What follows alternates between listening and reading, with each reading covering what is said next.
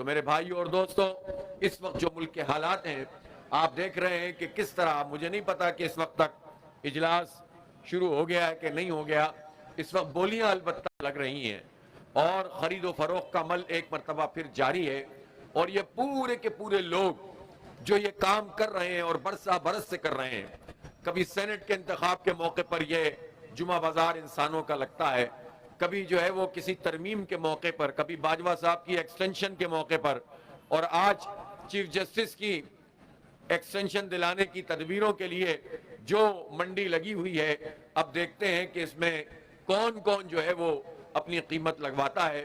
بدقسمتی ہے پاکستان کی کہ ایک طرف کہتے ہیں کہ جمہوریت آگے ہونی چاہیے،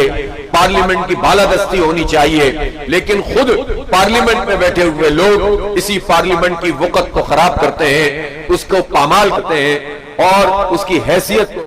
کرتے ہیں. اور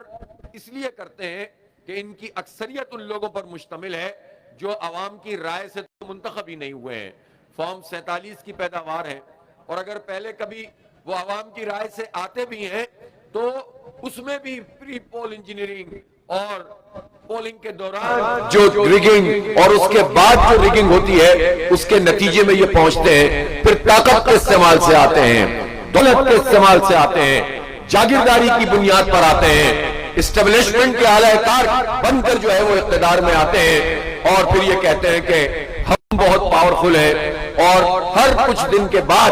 یہ اپنی اوقات بھی دکھا دیتے ہیں کہ کس طرح ان کی قیمتیں لگ رہی ہوتی ہیں. لہٰذا پاکستان کے عوام اس پورے عمل کی مذمت کرتے ہیں جو اس وقت پارلیمنٹ میں کرنے کی کوشش کی جا رہی ہے. اس وقت ہمارا مسئلہ کیا ہے؟ ہمارا مسئلہ یہ ہے کہ ہمیں امن چاہیے، ہمارا مسئلہ یہ ہے کہ ہماری معیشت کو ترقی چاہیے، ہمارا مسئلہ یہ ہے کہ ہمیں جمہوری آزادیاں چاہیے، ہمارا مسئلہ یہ ہے کہ ہمیں سستی بجلی چاہیے. یہ صنعتی شہر ہے سیالکوٹ، اور میں اپریشیٹ کرتا ہوں کہ سیالکوٹ کے جو تاجر اور سیالکوٹ کے جو صنعتکار ہیں وہ اپنے شہر کی طرف بھی توجہ دیتے ہیں، اور یہاں کنٹریبیوشن ان کا بہت اچھا ہوتا ہے اور اپنے شہر کی ڈیولپمنٹ کے لیے بھی کردار ادا کرتے ہیں. اور یہی ایک اچھی چیز ہے کہ جہاں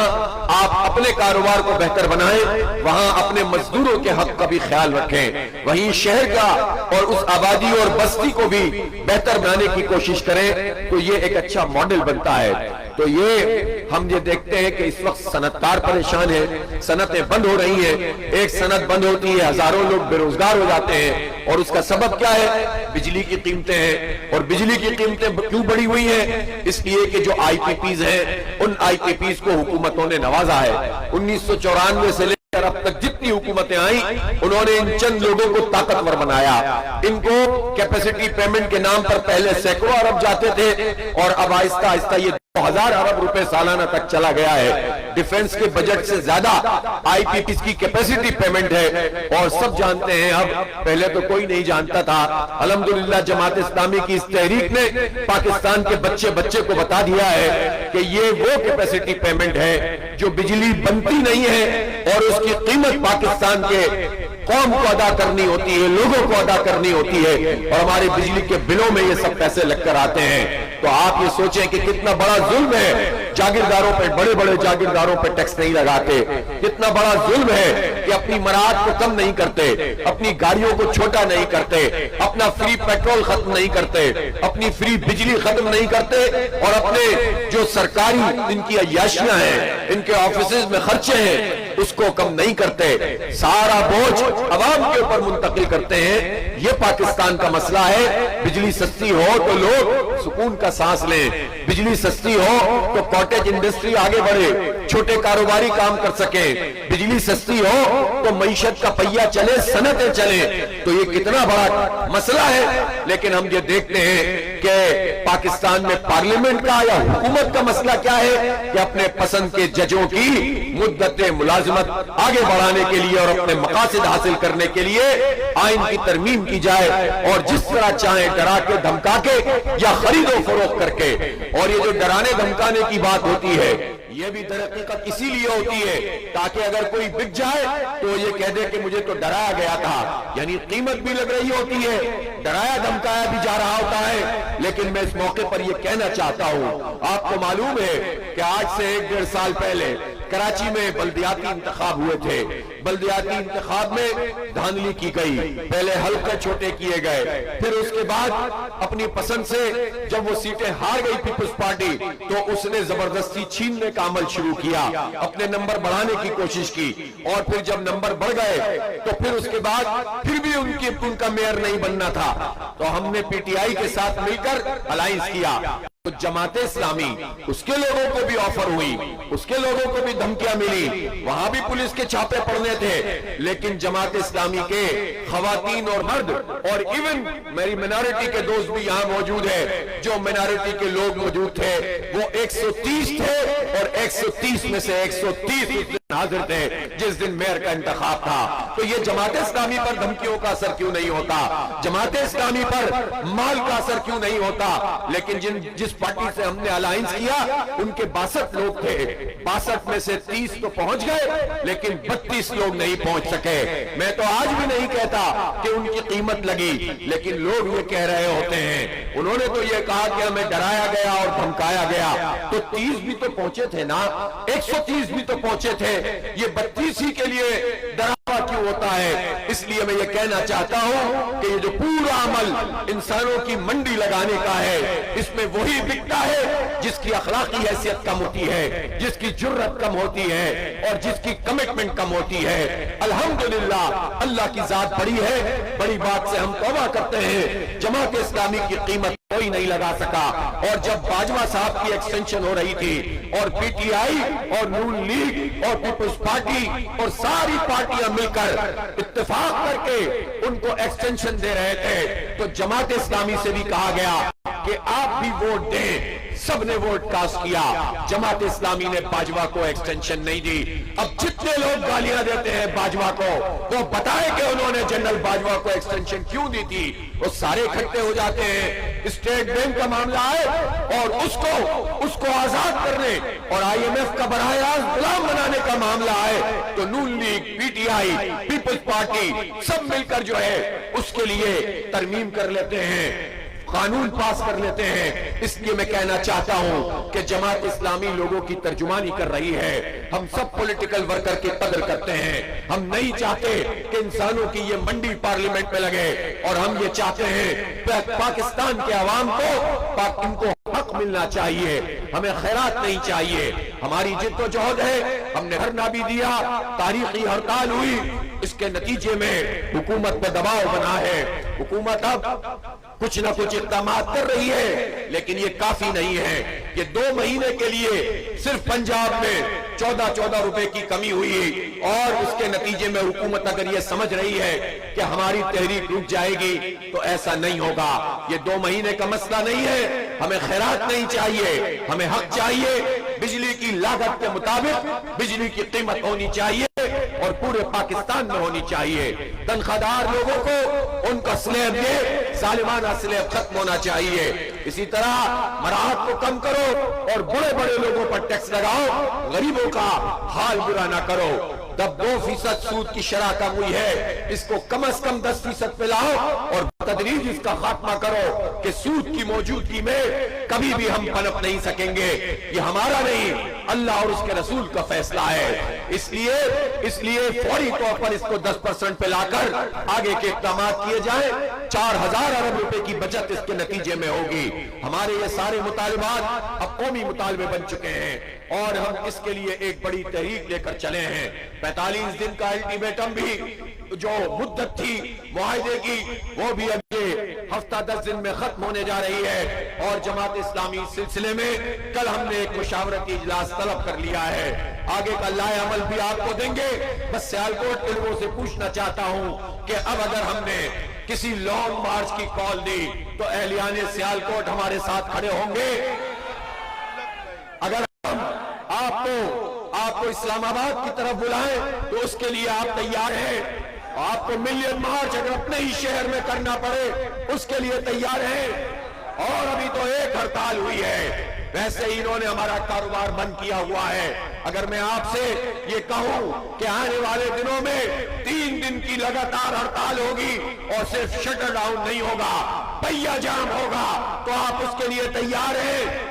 آپ اگر اس کے لیے تیار ہیں تو اپنے پلیٹ فارم کو وسعت دیں، آپ اپنے ساتھ مزید لوگوں کو شریک کریں۔ جماعت اسلامی کی ممبر شادی مہم اسی لیے ہے کہ نوجوان اس میں شامل ہوں، تاجر اور مزدور اس میں شامل ہوں، صنعت کار اور کسان اس میں شامل ہوں، ہماری مائیں بہنیں بیٹیاں اس میں شامل ہوں، ہمارے نوجوان جن کو تعلیم کا حق اس سے محروم کیا جا رہا ہے وہ اس میں شامل ہوں، پورے پاکستان کے لوگوں کی آواز بنے۔ تو اس لیے میری آپ سے درخواست ہے کہ جتنے لوگ یہاں پر موجود ہیں، اگر میں آپ سے درخواست کروں کہ آج اور اسی وقت آپ جماعت اسلامی کا دست و بازو بنے، جماعت اسلامی کے ممبر بنے، تو میری یہ درخواست آپ قبول کرتے ہیں کہ نہیں کرتے ہیں؟ تو آپ میں سے جو بھی ممبر نہیں بنا،